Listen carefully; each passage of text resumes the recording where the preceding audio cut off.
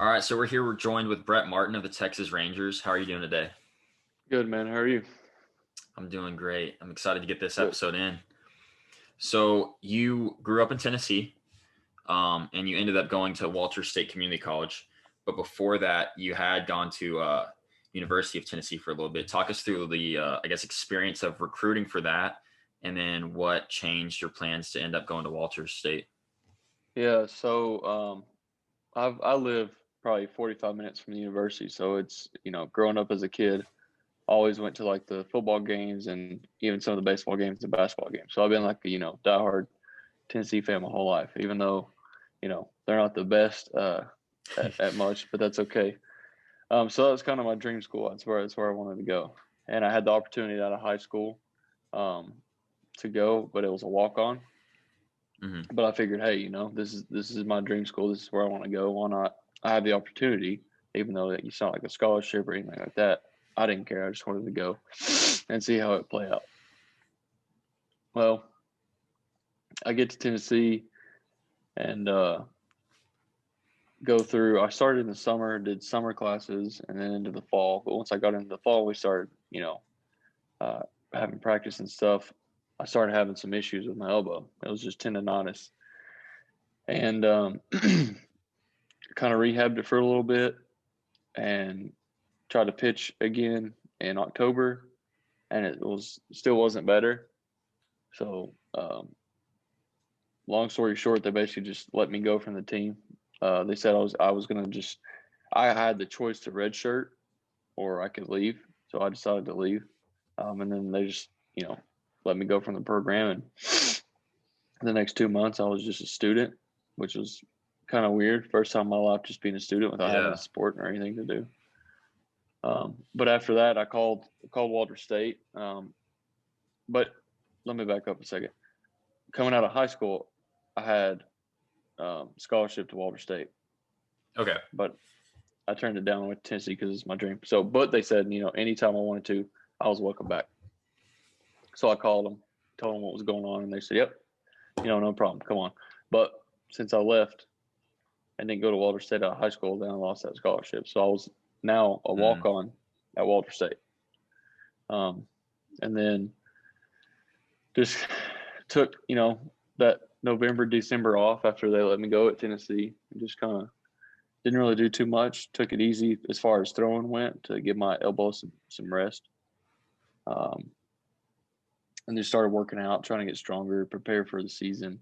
I was just wanting somewhere to go where I would at least get some playing time, Yeah. Going to Tennessee, going into it, I kind of knew I probably wouldn't, probably get to pitch that much or whatever. And I probably knew that even if I was healthy, that I might got redshirted anyways. But looking back on it now, I think if I could have done it over again, I probably would have went to Walter State first, just to go ahead and get acclimated, get my foot in the door there in the fall. Then, maybe have had a solidified spot in the spring instead of coming from Tennessee and having to earn that. But, And you had a Tennessee, pretty decent team at Walter State, yeah? Yeah. Mm-hmm. Yeah. There was it Brett Martin or you and then Brent Honeywell, right? Yeah. Mm-hmm. And then I want to say what was like a year after you, they had a couple guys drafted too. Yeah, they had. I think after me and Brent, there was probably like I would say another four or five guys. Wow. And Brent was the fourth round. Was he fourth round, or did he go higher? I think he was second. Yeah, that sounds right. Or maybe he was fourth round. I don't know. I mean, but having even just y'all two, the same year, two JUCO arms in the first 5 rounds, that's pretty crazy. Yeah. Well, they've always been kind of known for, being pretty good. But yeah, even these recent years, they've had a lot of good draft picks come out of there. So how would you compare, the overall experience at not necessarily Tennessee as the school Tennessee, but just as like a D1, program versus the JUCO program? I would say to me, junior college is ran, or at least Walter State was ran more similar to like pro ball, like minor leagues would Okay. be, I guess. They're not. I don't know. There's just a difference. Tennessee, I feel like they were more. There was just a lot of things that we were doing that, like, felt like we were being babysat almost, which I get it. They're 18, 19, 20-year-old kids. So, like, yeah, I understand that. But at the same time, you're old enough to kind of know what you're doing. And I feel like there was some stuff that we would do, like, in big groups that was just, like, to keep us busy. While somebody else or some other infielders or whoever else is doing something different. But at Walter State, and even I was there yesterday at one of their practices, their first practice back. Okay. And, they full inter squad yesterday. So, like, they're not really wasting And any the first time. day back? Yeah. Wow. They're not wasting any time. They get in there and get right after it, which is, like, a lot like now being through the minor leagues. It's a lot similar to me, I feel like. Like, you get to spring training, and it's not like, it's just, okay, we're going to do this, this, and this. No, it's this is what we're doing, and then we're going. We're taking off. And at least from, like, what I've seen and heard, I'm at JUCO myself, but it seems like a lot of the D1s have just, like, crazy rules, especially in the fall, as in, like, 8 hours this week of team practice total. And it's like, maybe like that's fair, because you got students that are, also students. But overall, like, baseball wise, I mean, that's not going to happen in pro ball. You're not going to get limited to 8 hours a week. No, yeah. I mean, no, you're absolutely right. I just think that, the rules are different. But yeah, at the same time, I don't know. That was just my experience. I feel like, and you being there now, you probably, it's just a little different. Yeah, and it's full reign. If they want to practice 6 hours today and then 1 hour tomorrow, no worries, they'll do it. Yeah. So you were undrafted out of high school and then drafted, what was it? You went 1 year at Walter State, right? No, just a semester. Oh, just a semester. Okay, so you were drafted, the 4th round, the very next year after high school. Yeah. Was it maybe one of those, like, in the conversation out of high school, or what was, like, the difference? No, I don't really know. In high school, I was throwing,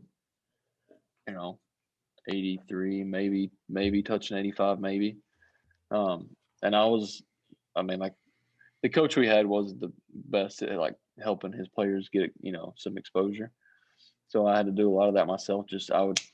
Whatever video I could get, I would send it to literally every school I could think of. And then, maybe I would get noticed if they were there watching somebody else. They would just be like, oh, there's this lefty, those large, don't throw hard, but those large strikes. Well, I didn't even think twice really about getting drafted.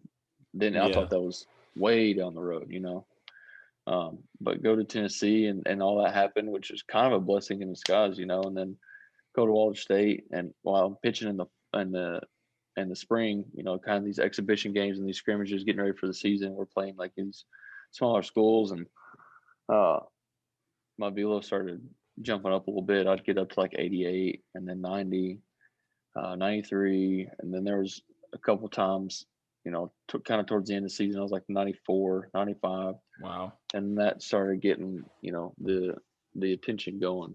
And then the draft comes around, I still getting like all these interests from these scouts that are just, at these games. And before I got drafted, I was going to these, these summer workouts that these teams were having, here in the area, and still didn't think anything about it.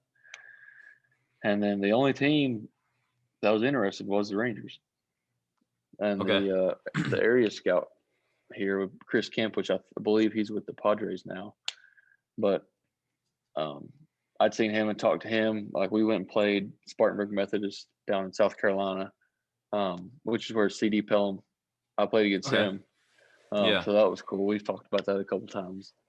But, I just talked to him there and see him around other places. He'd just come up, talk to me, and just say, hey, this is kind of what we're thinking. And the draft day comes, he calls me, and he was actually, in the area.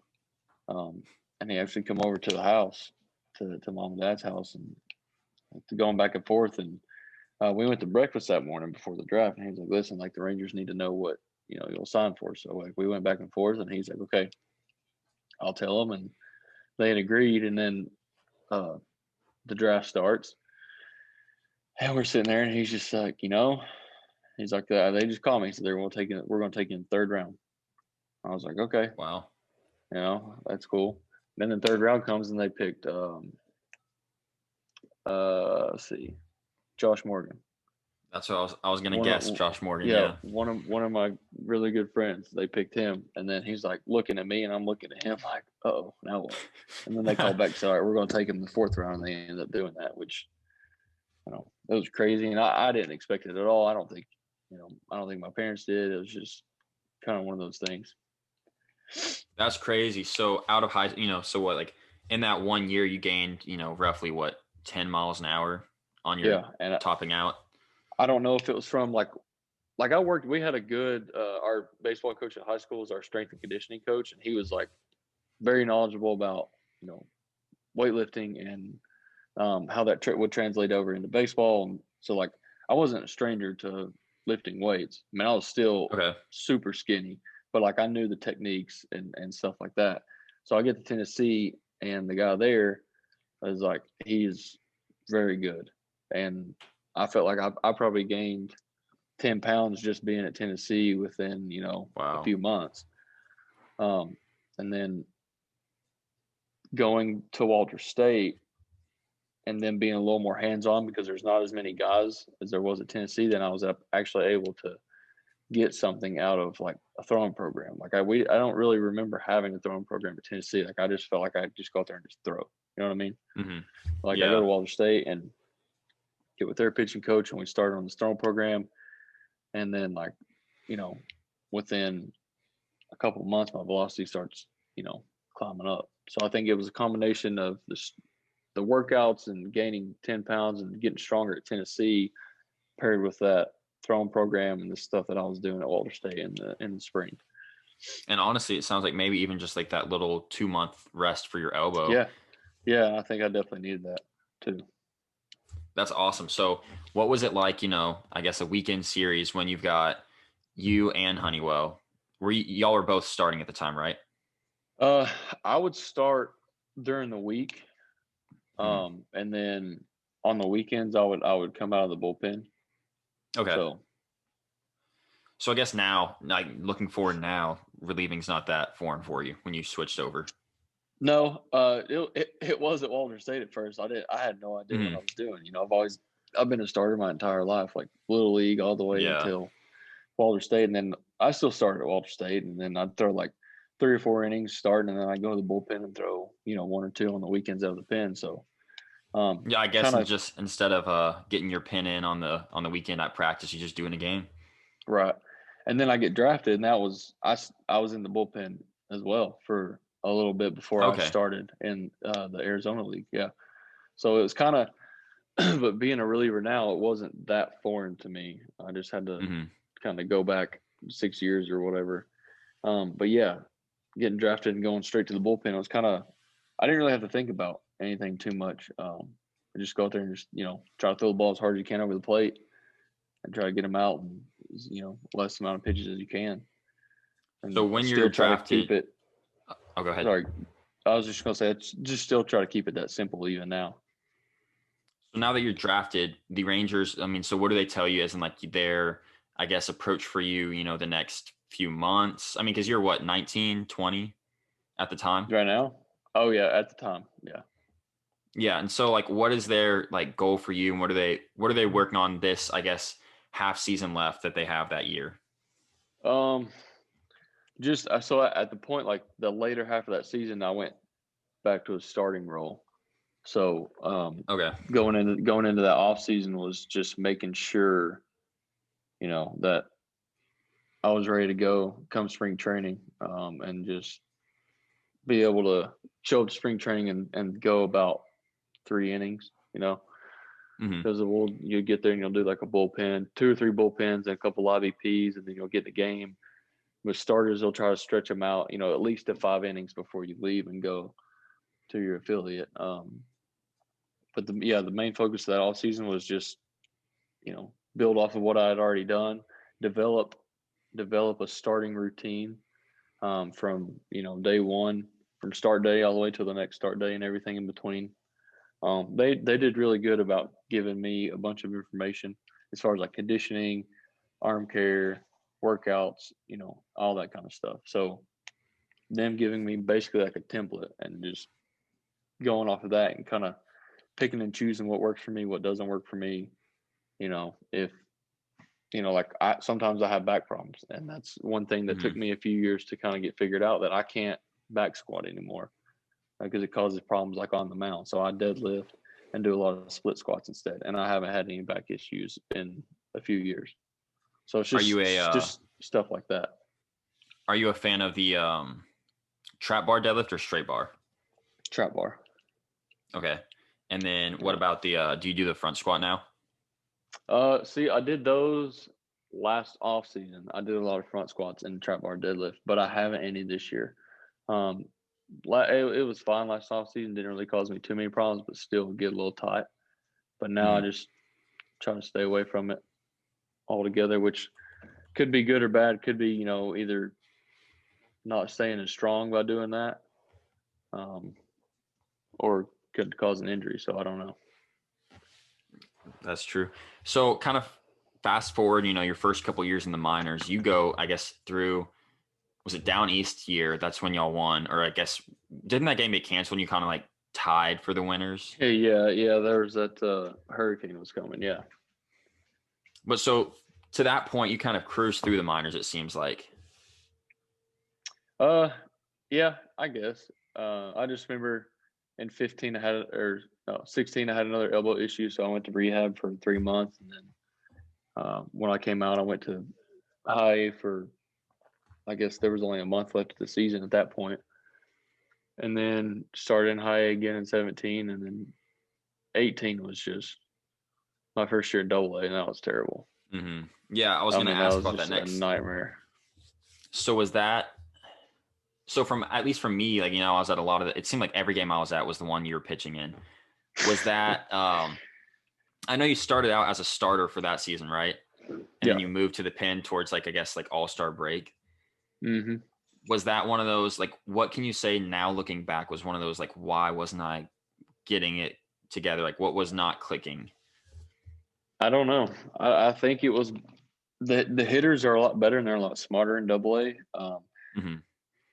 I learned very quickly that you have to be able to throw more than one pitch for a strike at any time. Like, so if I would fall behind 3-0 or 2-0, the hitter knew a fastball was coming, and so did everybody in the stadium, because I couldn't throw my curveball for a strike. I had a split changeup that wasn't even that good. It was very inconsistent, and then I didn't have a slider at this time at all.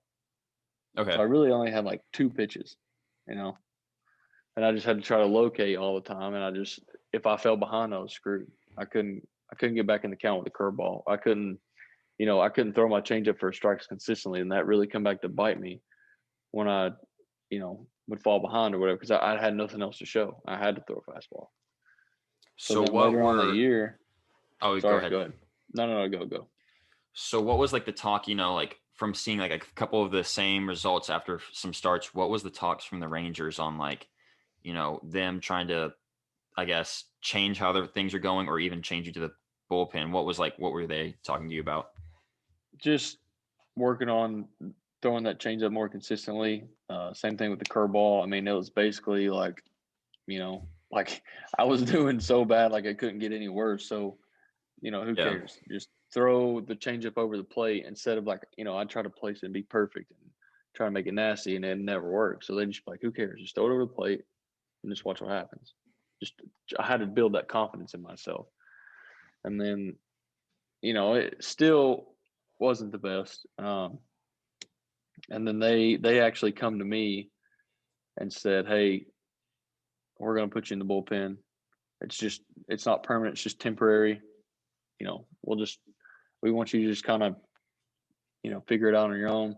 And there was a lot of people, a lot of pitching coaches and coordinators, also probably 5 or 6 different ones telling me like this, that, and the other. When they would come to town, they'd say, okay, you got to do this. Well, the next one would come to town and say, you got to do this. And then my pitching coach would tell me something completely different. So like all that was going on too. I'm not blaming on them at all. It's not their fault. It was just obviously I get it. They're all trying to help me. Yeah. But I think pitching that bad was the best thing that could ever happen, because I got to go to the bullpen and not even worry, not even think about anything. Yeah. I just got to get loose as fast as I could and then go in the game and just throw the ball as hard as I could over the plate. And that adrenaline rush and that feeling and just being able to not even care. I'm not going to say not care, but not really have to worry about, okay, I've already faced the lineup one time. I struck out so-and-so with a changeup on a 2-2 count. If it gets to 2-2 again, he's probably looking. I can't sit there and think about what I threw to him the last 2 innings or whatever. It's easy to see kind of. It's easy to see the click, because once you like went to the pin, I mean, that was what, like you said, middle of the season, towards the end of the season. And I mean, obviously the next year starting in Nashville, and then, up a few games after Nashville, and you've taken off since. So, I mean, you can see like, it looks like from like a fan's perspective that like once you, realize like it's not thinking in the bullpen, it's just, attacking. Yeah. You've taken off. I mean, I think even as a starter, I think it's the same thing, but you have to obviously think a little bit more and have a plan of how you're going to attack. But being out of the bullpen, you can just you still have a plan. You still, do your scouting report and watch some video, but at the same time, really as a reliever, you're just going to try to go up there and get them out and be efficient. Try not to just sit up there and throw 30 or 40 pitches. Like, you want to be efficient, get them out as quickly as possible. And it doesn't matter. Like, you can show them all your pitches right away, and it doesn't matter. You're probably not going to see them again in 2 innings. You're probably going to be done. You might see them again, the next day or later that year. So you kind of gotta. It's easier then to go back and look at video and see how you got them out. And once you play enough teams enough, you kind of realize and recognize, who does what well and who doesn't do what very good. So it's just, you remember little things like that, but sitting there and trying to remember an entire lineup and you're probably going to face them 2 or 3 times in a game. That's hard. So how did your pregame and I guess even postgame routine differ once you're in the bullpen? So like showing up around 2, 3 o'clock, talk me through your main parts through the day and then after the game. In the bullpen? Yeah. Yeah, I just show up to the ballpark, 1 o'clock, whatever, grab some lunch. Usually I only work out on Tuesdays and Fridays. So if it's Tuesday or Friday, I'll go lift. Does that differ? Does that lift schedule differ? We have a game this Tuesday, we're off Tuesday. Or if you're pitching that night? No, it's the same. The only thing that'll differ is like if I pitch Monday night, or say I pitch Sunday and Monday, I threw back-to-back days. I know for sure I'm not pitching Tuesday. Then like I'll go in there and lift a lot heavier than what I normally would, or try to get after it a little bit more. But if I threw Sunday and didn't throw Monday, and I have to work out Tuesday, and I know, okay, I'm probably going to pitch Tuesday, then I'll just do like my normal workout, but I'll keep the weight kind of moderate. I won't go crazy. But no matter what, Tuesdays and Fridays, I'm going to lift. And then usually 3 o'clock, 3:30, we stretch, throw, shag BP, come back inside, eat lunch, eat dinner, get ready for the game, shower up, whatever, and then go out to the bullpen for the game. But before all that, before stretch, like I usually go in the weight room an hour before, just kind of, foam roll, do like some mobility exercises, stretch, get my shoulder going, activate, all that kind of stuff. And then I go out and I'm ready to throw. And then once the game starts, I get into the bullpen, usually 4th inning, just depends. 4th or 5th inning, depends on how the game's going, depends on who's pitching. I'll get up, start moving around, go through like a dynamic warm-up, kind of pay attention to how the game's going. If it's going slow, then I'll kind of stop, slow down what I'm doing, because I don't want to stretch and then sit down and feel like I have to get up and stretch again. You know what I mean? Yeah. So I kind of pay attention to the game, see how it's going. Obviously if pitcher gets in trouble and if I think it might be me, then I'll kind of hurry it up a little bit. Go through my arm care or my arm warm-up routine. And then basically by that point, I'm ready to go. Like if they call my name, I'm getting on the mound and I can take off. Okay. So you're saying you throw, while or before BP is going on, what, so say you're assuming you're going to go in the game that night, or you have a good chance at least. How do you throw? Do you throw long toss? Is it just short, kind of get the arm moving? What is that like? I've done a couple different things. Like in 2019, I threw with Jose Leclerc. He was my throwing partner every day. So, Okay.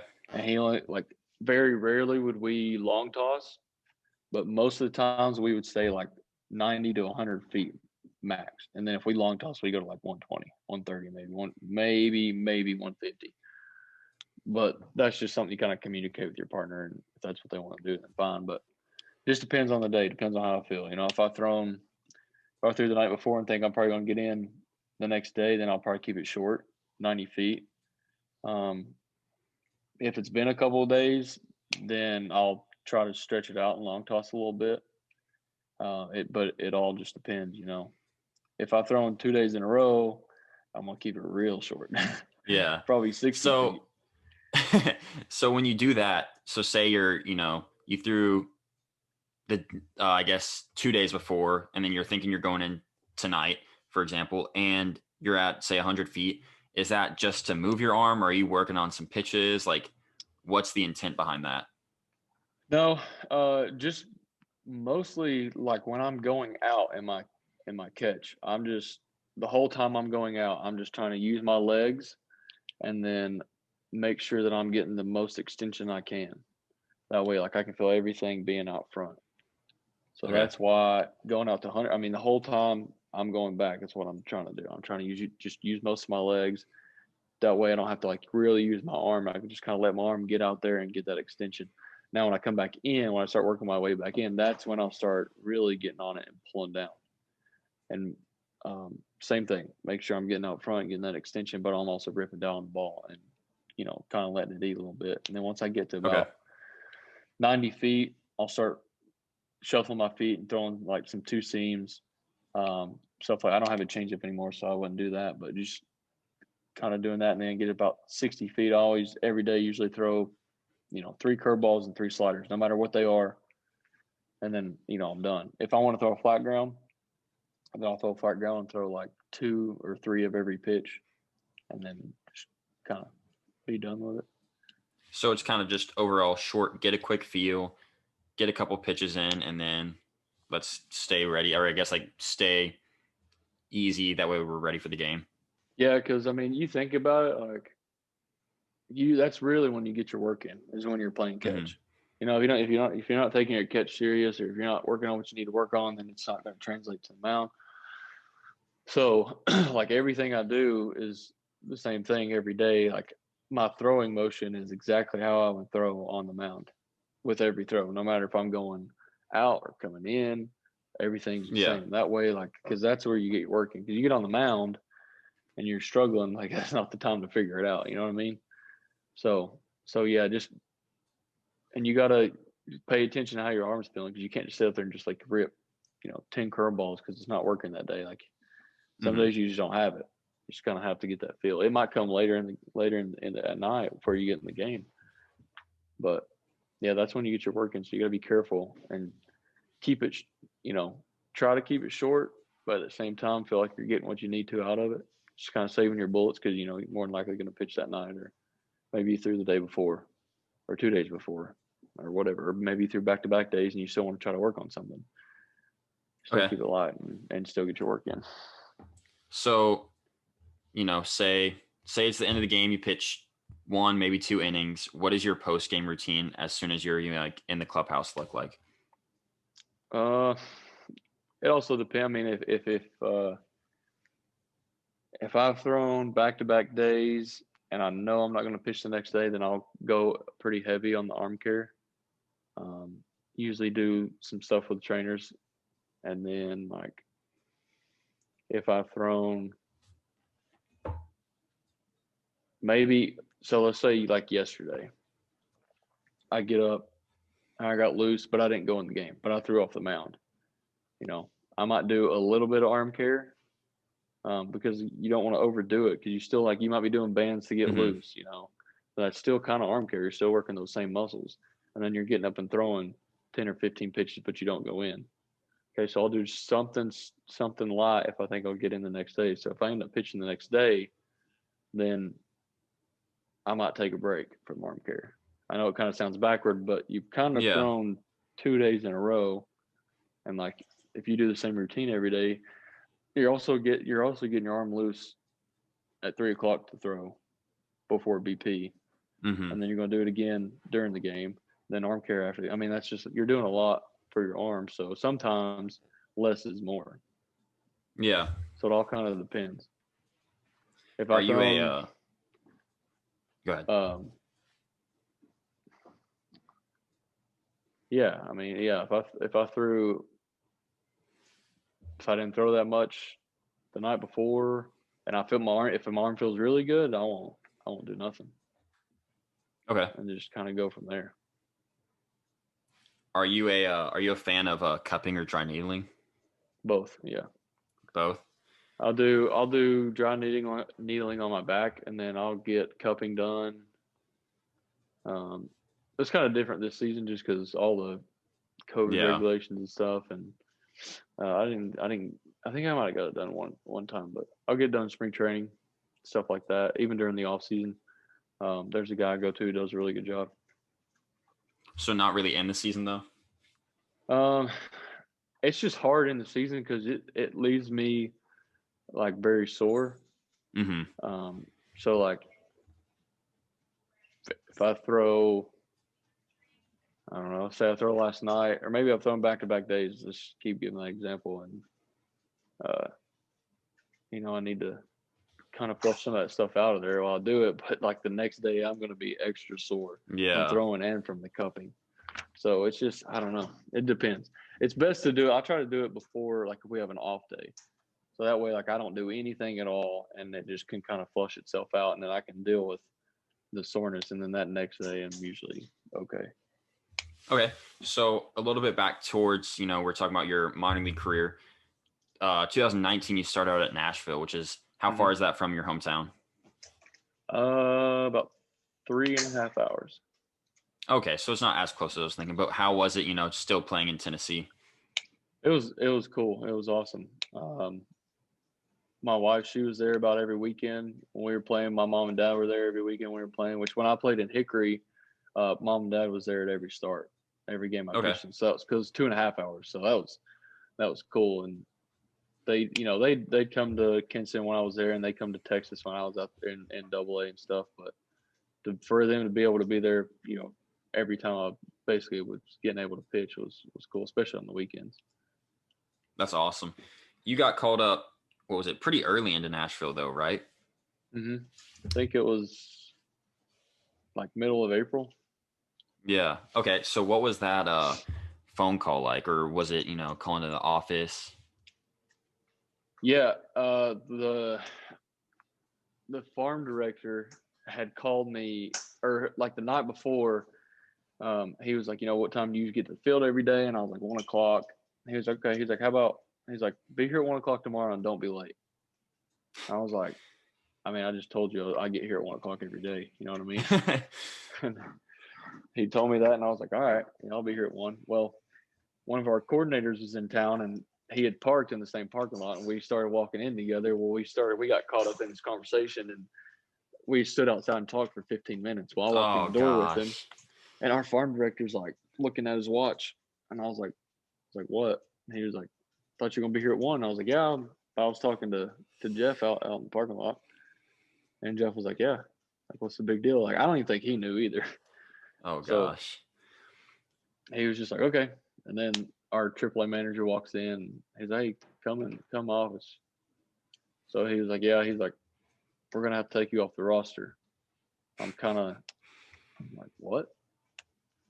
I was like, I'm getting traded, I guess. But he's like, you're getting taken off the roster. And he's like, we're not going to need you tonight. I was just kind of looking at him. He's like, that's because, Texas is going to need you.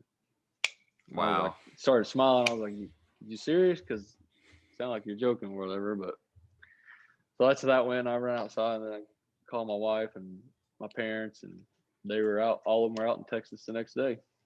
So it was pretty cool. And you had a pretty special debut too. Yeah. Let's see, It was 3 up, 3 down against the Astros. Mm-hmm. And it wasn't just like the 7, 8, 9 hitters either. Yeah. Yeah, that was. I remember just sitting in the bullpen, and I remember watching the game. I think we were losing, and I was like, well, if I get a chance to pitch, it's probably gonna be right here. And phone rings, my stomach drops. I'm thinking, oh man, it's me. Well, it's somebody else. It's like, all right, well, maybe I'm not pitching tonight. Phone rings again. It was me. So I get up, start getting loose, start throwing stuff. And in my head, I'm just thinking, man, might as well enjoy this because, baseball's a business. I was like, I didn't know if I was going to be sitting down the next day. I didn't know if they were just needing me for one night. You know what I mean? So I was like, well, go ahead and enjoy this. Just throw the ball over the plate, see what happens. So that's I wasn't really nervous. I think I was more anxious and excited. I was nervous. I was really nervous about tripping on the way to the mound, like running out there. That was the only thing I was worried about. But once I got out there, it was just kind of like, all right, this is baseball. And then, you see Springer and then step in the box and you're like, Gosh. All right, yeah, this is the big leagues now. And you're facing these guys that just won a World Series a couple years ago. So did you pitch the night you showed up into Arlington? No. Well, no, I didn't. I don't think. I think I showed up. I think they were on the road and they were coming back home that night. The next day was the start of the homestand. So, but like your first big league day was the day the night you played? Yeah. My first day on the team, I pitched. So how was that? Because I've heard a lot of times they'll, unless they really need to pull someone in, they'll try to give them like one game just to kind of like be on the bench, kind of take it in, and then the next game they're going. How was it? You think it worked out better with the like adrenaline and all that, just pitching that day and being done? Yeah, I do, just because like I don't know. It's happened to some guys where they'll come up and they'll sit for 2-3 days, and every time the phone rings, they're the ones getting up and throwing because they want to get them in the game. So I'm glad that I was able to get in that first night and just get those nerves out of the way. And then after that, it was just like, okay, let's just keep pitching, just keep having fun, just enjoy it, because it's still, I was thinking, maybe they just need me for a week and they'll send me back down. Like I didn't know what to think. Was there someone there that kind of like, I guess another teammate or pitcher, imaginably, that kind of just took you under your wing, was like, hey, like just it's not that big of a deal compared to pitching, just a normal game, or anyone that just kind of gave you the ropes, I guess you'd say? Yeah, Jeffrey Springs, he had broke with the team, and he's one of my good buddies too. He's with the Red Sox now. But yeah, he was really good about that. Just kind of because he had been there for a few weeks now, and I guess the veteran guys kind of showed him the ropes. So when I got called up, he was kind of, and it helps too, seeing those guys in spring training and talking to them, being around them, and being on the field with them in spring training, and for a month and a half or 2 months, whatever it is. Yeah. Just it helped a lot. Like he was really, really helpful, especially being down in the bullpen. And Oscar Marine, our bullpen coach, was my pitching coach in 2015 in Hickory. Okay. So having him and seeing a familiar face also made me feel a lot more comfortable. Because I felt like I could go up to him and ask him really anything, and like, because sometimes you don't want to say something stupid or ask a stupid question, like especially in that kind of setting. So like to him, him and Springs to be there, that helped me a lot. That's awesome. So was it a little more memorable for you? I guess your debut, you'll take it wherever, but like, was it a little more special taking it in Arlington, a little closer than home than some stadiums could be, but also like the home game for your team? Yeah, it was. It was cool to be able to make my debut like at home, in that stadium with my family there, my brother, my grandparents, and also like my pitching coach from 2015, and I played with Springs in 2015. Like that's just cool. Yeah, it was awesome. Did you end up getting that jersey framed and on the wall? I haven't yet. I've got it. I have it upstairs. I end up doing, like, for Christmas last year, I got my parents and grandparents some jerseys that were framed, but I still have that one upstairs. I haven't gotten to it yet, but I will. That's awesome. Okay, so we've gone through a little bit, just kind of like your career, to where you are now. So now I wanted to ask in a few more, like, I guess, in-depth questions, I guess, for other baseball players out there, or just fans that want to know. So, we talked a little bit about you had a few injuries here and there, and then, that year in Frisco with just injuries and setbacks. What is like the biggest tip you can give on, like, staying mentally positive and just kind of like still showing up every day with a new approach? Like, today's a new day. How do you stay strong and how do you stay focused during that? Uh, the way I kind of looked at it was like everything happens for a reason. Like, going back to when I was at Tennessee, I had the elbow issue. Didn't really allow me to pitch. I couldn't earn a spot that way. So me getting hurt was the best thing that happened because I got drafted. Mm-hmm. If I didn't get hurt, probably would never went to Walter State. Maybe I don't get drafted. So that was a good thing. 2016, the same thing with my elbow, tendonitis, it was a little more serious tendonitis, but 3 months in rehab, get out of rehab, go play for a month. The rest of the season, end up winning the championship in high. So, like, there's always, I feel like if something bad happens, something good has to happen. Yeah. And especially if you're putting in the work and sticking with it every day, like being in rehab in Arizona in the middle of summer when it's 120 degrees sucks. It is awful. It's the worst thing in the world. But I think it helped too because the guys that were there when I was in rehab too were also some really good guys. So they made it, fun. The rehab coordinators and all the guys, the trainers, everybody in Arizona makes it fun. It's not just dull and you don't drag going. But they just got to find a way to stay positive somehow. So if you could go back and talk to your senior year of high school, and you can't cheat by just saying like, hey, you're going to be in the majors in a few years. But what would you say, in the sense of like motivation or like, I wish I knew this earlier, since if you could talk to yourself in high school? I would say I always felt like I worked pretty hard. So work even harder. I mean, just never be satisfied, no matter if it was baseball or whatever. Just always not giving up either. I think that's a lot of the reason why I'm here.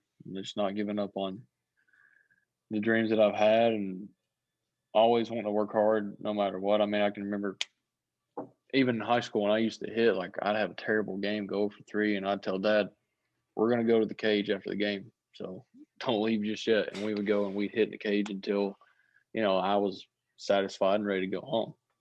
Mm-hmm. And I did that all the time. And it's funny because I've probably hit more than I've thrown or worked on pitching. So, like, for me to be a pitcher now, it's kind of funny. Was playing the field, I mean, what position were you? Were you the outfield? No, I played first base.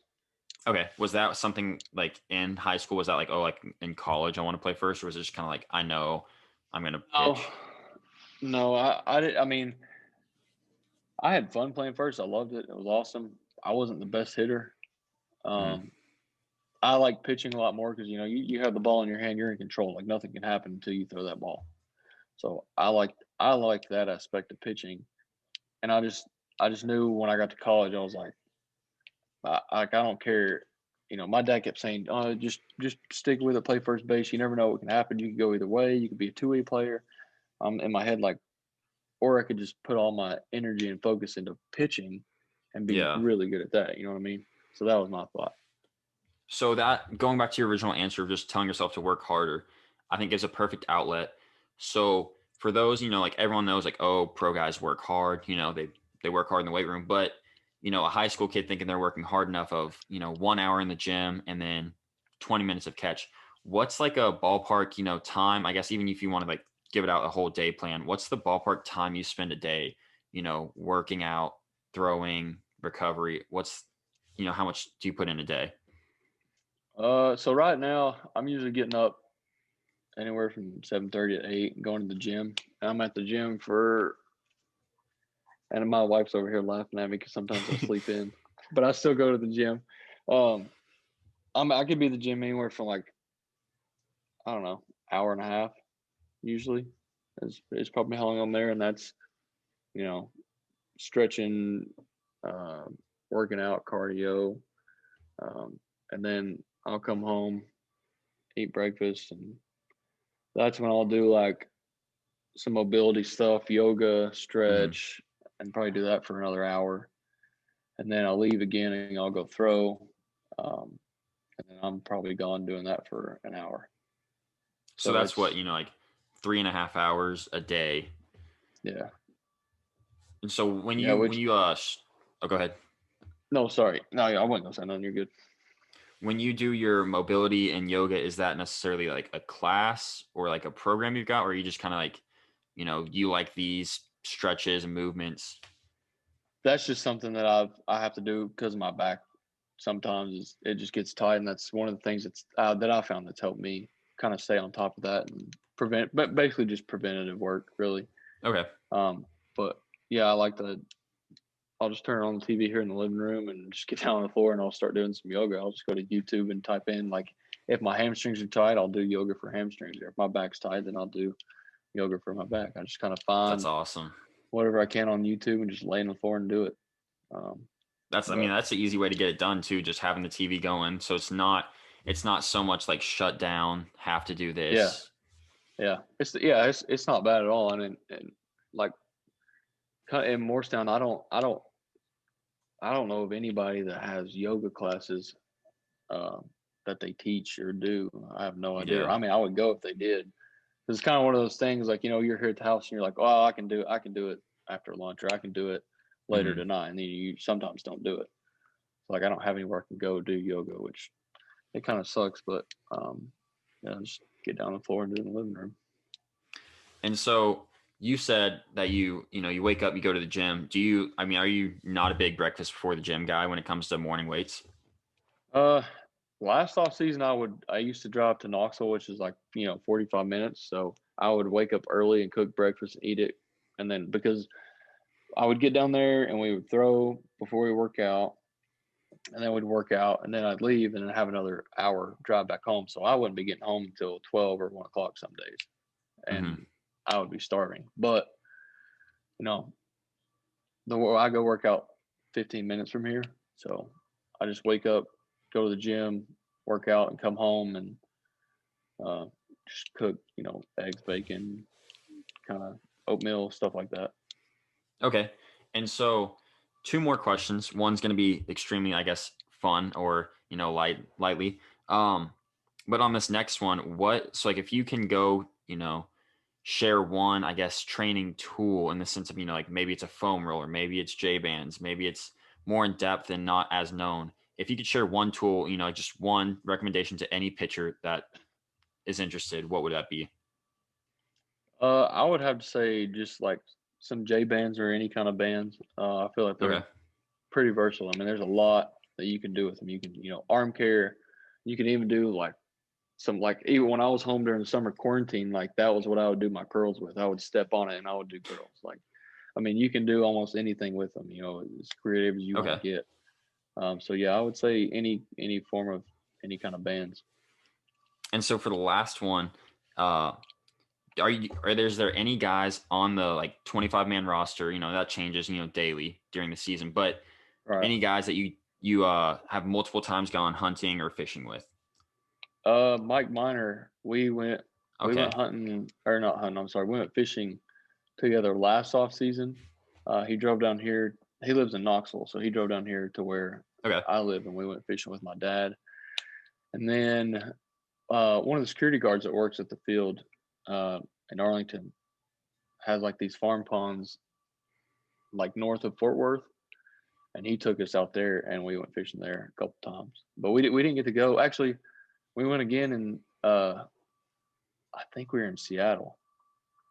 We were in Seattle. He had brought two like travel poles that just folded up or whatever, And we like took an Uber to this golf course at night and snuck out on the golf course and was fishing or Wow. whatever. And we come to find out that the pond has like tarp on the bottom and there's no fish in there at all. Oh But gosh. it was dark. I mean, we didn't know. We fished it for probably 20 or 30 minutes and had no idea. So But on that last real quick, is there any like teammates maybe in like spring training that have wanted to go with you, hunting or fishing and just, been awful, or at least someone that like jokes about it in the clubhouse that's like, oh, I'm going to go. And then just like, like, dude, like you can't go hunting with me. no, not really. CD, me and him actually went fishing a lot. We were in double A together. And he's Okay. pretty good. He's good. But no, Thinking about there's that, thinking about that roster with Frisco, I feel like Guzman would ask to go fishing all the time. okay. No, you know what that does? Jonathan Hernandez. Okay. Yeah. Jonathan Hernandez. I took him fishing in 2016 when we were in Hickory. He wanted to go with me and Joe Palumbo. And we was like, all right, we'll take you or whatever. And we took him to Walmart so he gets fishing lessons and so he can get like a pole and, all that stuff. And we were going to go catfishing. We went at night. So we bought like chicken livers and stuff. And we went out on this dock and we just throw out in the water. And he, I don't think he's ever really fished before in his life. And sitting there for not even 5 minutes. And he's like, okay. He's like, now what? Oh I was like, gosh. well, man, we gotta wait. We gotta wait till they come up and take the bait. And he's like, okay, when's that gonna be? But it was so funny. He just didn't know, and he was getting so mad and aggravated because he would throw it out there and leave it out there for 2 minutes and reel it back in. I'm like, no, you gotta leave it out just a little longer. I'm the same way. And he's always wanted to go back, and we've never had the time to go. But he's one of my really good buddies. He's pretty funny.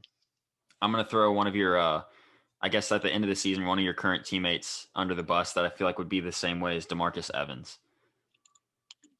Yeah, I could see that. I feel like, going I mean, hunting with him, he would just want to talk the whole time. yeah, he probably would.